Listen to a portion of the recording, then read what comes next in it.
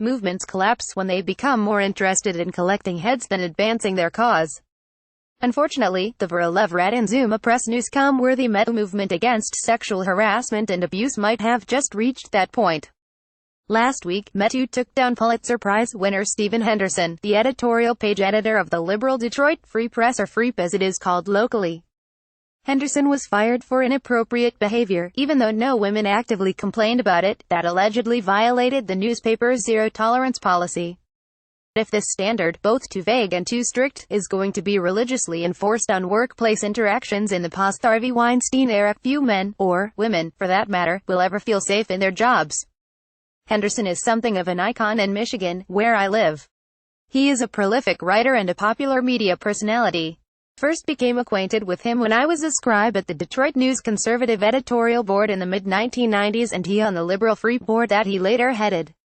He also hosts Detroit Today for WDET, a local NPR affiliate, where he occasionally invites me to spar over Obamacare and charter schools, on which we vehemently disagree, and discuss immigration reform and President Trump's draconian law and order agenda, on which we largely agree. Henderson's travails began when he ran an editorial at the Freep calling on Democratic Rep. John Conyers to resign after credible allegations surfaced that not only had Conyers sexually harassed female staffers in his employ, but then used $27,000 in government funds to offer one a no-show job in exchange for dropping her complaint before the U.S.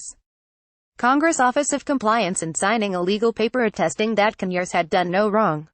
Henderson's editorial incensed some of Conyers' local supporters, including Rev. W.J. Rideout III, a local firebrand, who accused Henderson of sexual harassment.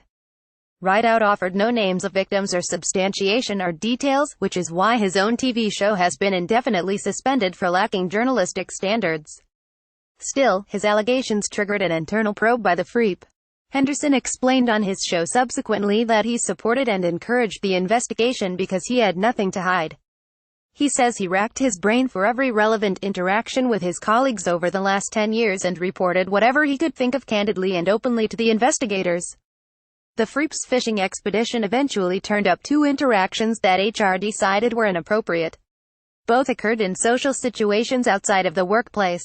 One involved a sexually themed conversation and another an interaction with someone who was his co-equal in another department. We don't know much more besides that. And while obviously some graphic or threatening sexually themed conversations with colleagues would indeed be grounds for termination, that really shouldn't be the case here. After all, neither woman, according to Henderson, ever filed a complaint against him or even wanted the company to take any action, a version of events that Freep and its parent company, Gannett, has not disputed. Gannett declined to comment for this article, and a message left for the Freep publisher, Peter Badia, was not answered. WDET has conducted its own investigation and come up empty, and is therefore not nixing Henderson's show.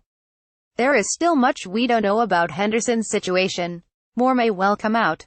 But as things stand, the flimsy accusations, and the process that led to their airing, make Henderson's firing seems like a massive overreaction.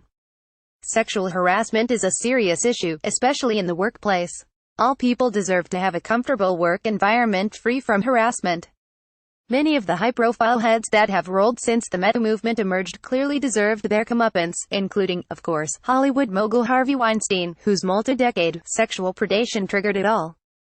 So did actor Kevin Spacey, who is accused by 24 men, including a 14-year-old boy, of unwanted advances, NBC's Matt Lauer, who apparently had a button under his desk to automatically lock the door when he was propositioning coworkers, and PBS's Charlie Rose, who allegedly groped women and exposed himself to them. There were multiple victims and a clear pattern of extreme behavior in all these cases. But the basis for the defenestration of others is much less clear. Celebrated humorist Garrison Keillor's popular show The Prairie Home Companion was axed by Minnesota Public Radio because Keillor put his hand on the bare back of a distraught woman whose shirt was loose, as he tells it. The New Yorker's Ryan Lizzo was let go for improper sexual conduct that he claims consisted of a consensual relationship with a coworker. But even in these cloudier cases, the women came forward and launched their complaints. That doesn't seem to be the case with Henderson.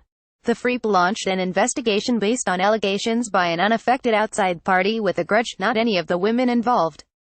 And the women who its investigation did finally fetch up, as best as one can tell, demanded no action against Henderson. It's no wonder that Henderson is now exploring a lawsuit. All of this suggests that the climate of censoriousness that metoo has generated spooked the freep so much that it wanted to take no chances.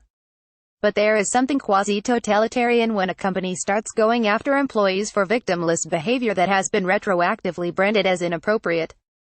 It might also end up targeting women who engage in sexually themed conversations, replacing the fear of sexual harassment with that of HR inquisitions. Henderson's plight is the clearest case yet of metooism run amok. Jenna Wortham wrote in the New York Times that she is unperturbed by the excesses of the movement because she wants every single man to be put on notice and feel vulnerable just the way women do. But a movement that thoughtlessly and reflexively throws decent men under the bus will discredit itself and hurt its ability to take down the real abusers. That's a pity, because a responsible reckoning to hold genuine monsters accountable is something that women do indeed need. This column was originally published in The Week.